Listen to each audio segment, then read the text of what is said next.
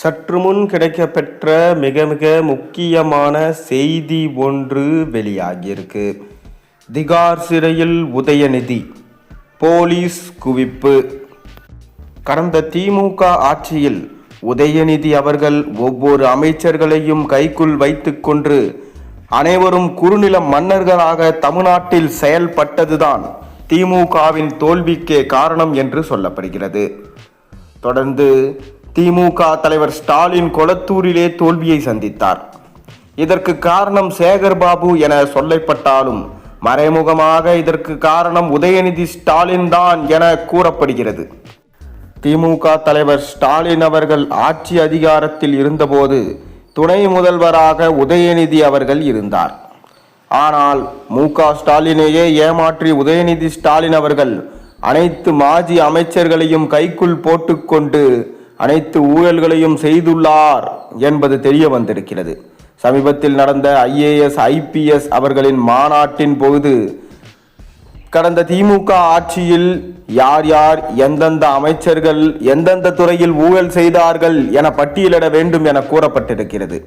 அதில் தற்போதுள்ள அமைச்சர்கள் அனைவரும் தங்களது துறையில் யார் யார் எவ்வளவு கோடிகளை ஊழல் செய்துள்ளார்கள், இதற்கு முன்னர் என்னென்ன உள்ளடி வேலைகளை செய்தார்கள் என்கின்றதை பட்டியலிட்டு தற்போது வெளியிட்டிருக்கின்றனர்.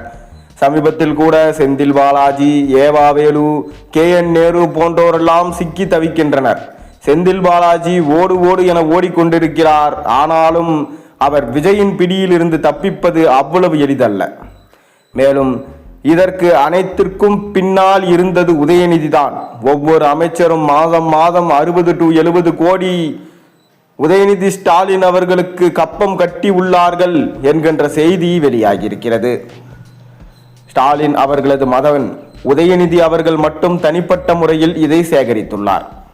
இதுபோக ஒவ்வொரு மாஜி அமைச்சர்களும் தனிப்பட்ட முறையில் கமிஷனையில் பெற்றுள்ளனர். கிட்டத்தட்ட ஒவ்வொரு பட்ஜெட் தாக்கலினும் போதும் அதில் 20% சுமார் தோராயமாக 15 கோடிக்கு மேலாக ஒவ்வொரு ஆண்டும் திமுக முறைகேடு செய்திருப்பதாக ஆதாரங்கள் தற்போது வெளியாகியிருக்கிறது. இதனால்தான் உதயநிதி அவர்களை டெல்லிக்கு அழைத்து செல்வார்கள். தற்போது உதயநிதி அவர்கள் எதிர்க்கட்சி தலைவராக இருக்கலாம். ஆனால் மக்கள் ஒட்டுமொத்தமாக திமுகவை புறக்கணித்து விட்டது. தொடர்ந்து திமுக சென்னையில் உள்ள கோட்டை என சொல்லிக் கொண்டிருந்தது. ஆனால் தற்போது கோட்டை உடைந்து ஸ்டாலின் அவர்களே சென்னை பக்கம் செல்ல முடியாமல் நிலைமை மாறியிருக்கிறது. தொடர்ந்து என்னதான் ரீல்ஸ்களை போட்டு ஆட்சியை தாவேகா பிடித்து விட்டது என கூறினாலும் தற்போது விஜய் அவர்கள் நல்லாட்சியை, காமராஜர், MGR போன்ற ஆட்சியை வழங்குகிறார் என மக்களால் புகழாரம் சூட்டப்படுகிறது. இதுவே தாவேகாவின் வெற்றி. இனி 15 ஆண்டு காலத்திற்கு திமுக தமிழகத்தில் இருக்க முடியாது. உள்ளாட்சி தேர்தலுக்கும் தடை விதிக்கப்பட்டிருக்கிறது. உதயநிதி அவர்கள் லஞ்சம், ஊழல் செய்வதில் மட்டும்தான் நம்பர் 1. ஆனால் எதிர்க்கட்சி தலைவராக சிறப்பாக செயல்பட்டாரா என்று கேட்டால் கண்டிப்பாக கிடையாது என்றுதான் கூற வேண்டும். பார்ட்டி ஃபண்ட் என்கின்ற ஒற்றை வார்த்தைக்காகவே அவர் சட்டமன்றத்தில் இருந்து எழுந்து ஓடினார். இதை மக்கள் நேரடியாக பார்த்து கொண்டுதான் இருந்தார்கள். அப்போதே அவர்களுக்கு புரிந்திருக்கும் திமுக ஊழல் செய்ததற்கு காரணம் உதயநிதி தான். இதுவே மு.க. ஸ்டாலினாக இருந்திருந்தால் இதை எதிர்கொண்டிருப்பார். தனது அப்பாவையே ஏமாற்றி உதயநிதி இவ்வாறு பெரிய ஊழலில் ஈடுபட்டது திமுகவின் அறிவாலயத்தையே தற்போது ஆடி போக செய்திருக்கிறது. கொளத்தூரில் மு.க. ஸ்டாலின் மகன் உதயநிதியை தோல்வி அடைய வைத்து தமிழ்நாட்டின் உண்மையான மாற்றம் அது விஜய் அவர்கள்தான் என்பதை உறுதி செஞ்சிட்டாங்க. தற்போது தோல்வி அடைந்த விரக்தியில் தனக்கு எதிராக வந்த நபரை எப்படியாவது ஆட்சியில் இருந்து சதித்திட்டம் தீட்டி ஆட்சி, குதிரை பேரம் நடத்தி ஆட்சி, எப்படியாவது விஜயை ஆட்சியிலிருந்து இறக்க வேண்டும் என திமுக தொடர்ந்து முயற்சிகளை மேற்கொண்டது. ஆனால் அனைத்து முயற்சிகளும் தோல்வியில் தான் முடிந்தது. உதயநிதி அவர்கள் தோல்வி அடைந்து விட்டோம் என்ற மனவேதனையில் இருக்கிறார். ஆனால் தற்போது உதயநிதி நினைத்து பார்க்காத வகையில் அவருக்கு எதிராக தாவேகாவின் ஆட்சி அதிகாரத்தில் கடந்த ஆட்சியில் நடந்த முறைகேட்டு விசாரணை லஞ்ச ஒழிப்புத்துறை மட்டுமல்ல, டெல்லியில் உள்ள அமலாக்கத்துறை அலுவலகத்திலும் இருந்தும் வரக்கூடிய காவல்துறை அதிகாரிகள் டெல்லி மூலமாக விசாரணை நடத்த இருக்காங்க. இது சாதாரணமாக நினைச்சிடக்கூடாது. தமிழ்நாட்டில் முதல் குடும்பம் மட்டுமே ஆள வேண்டும் என நினைப்பது எவ்வளவு பெரிய தவறு. மக்களுக்கு இயன்றவரை அவர்கள் செய்ய வேண்டியதை செய்திருந்தால் அனைத்து பிரச்சனைகளும் முடிந்திருக்கும்.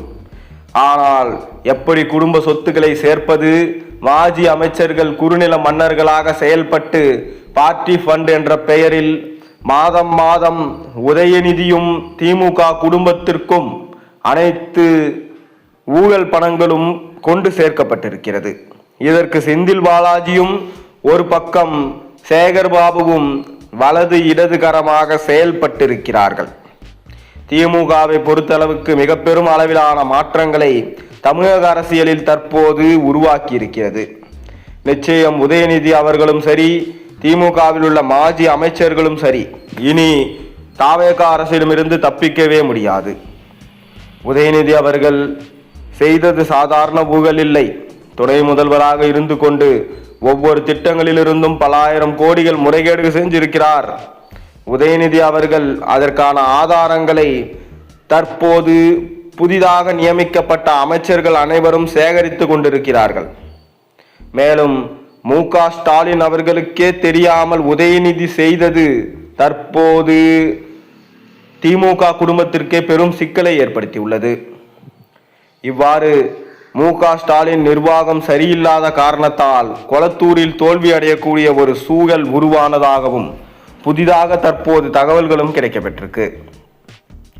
மகனை நம்பி ஏமாந்து போனவர்தான் மு.க. ஸ்டாலின். சபரீசனை நம்பியும் ஏமாந்து விட்டார். இது தற்போது துர்கா ஸ்டாலினுக்கும் தெரிய வந்திருக்கிறது. அதனால் உதயநிதி ஸ்டாலினை அழைத்து இப்படி போலியான விஷயங்களை சேகர்பாபு மூலம் செய்ய வைத்துவிட்டு உள்ளடி வேலைகளில் ஈடுபட்டிருக்கிறாயே, பிறகு எதற்கு என்னிடம் வந்து வேஷம் போட்டாய்? என்னை காப்பாற்றுங்கள் அம்மா. அங்கு சட்டசபையில் கேள்வி மேல் கேள்வி எழுப்புகிறார்கள். விஜயின் ஆட்சியை கலைக்க வேண்டும், ஏதாவது செய்யுங்கள் என அனைத்தும் கூறியது நடிப்பா என்கின்ற விஷயத்தை துர்கா ஸ்டாலின் அவர்கள் உதயநிதி ஸ்டாலினிடம் கேட்டிருப்பதாகவும், ஆனால் உதயநிதி ஒரு நடிகர் தான், அதனால்தான் தன் சொந்த குடும்பத்திடமே நடித்திருக்கிறார் என்று மக்களால் பேசப்படுகிறது. மேலும் டெல்லி திகார் சிறையில் உதயநிதி அவர்கள் அடைக்கப்படுவதற்கான வாய்ப்புகளும் சாத்தியக்கூறுகளும் இங்கு இருப்பதாக தகவல்கள் கிடைக்கப்பெற்றிருக்கு.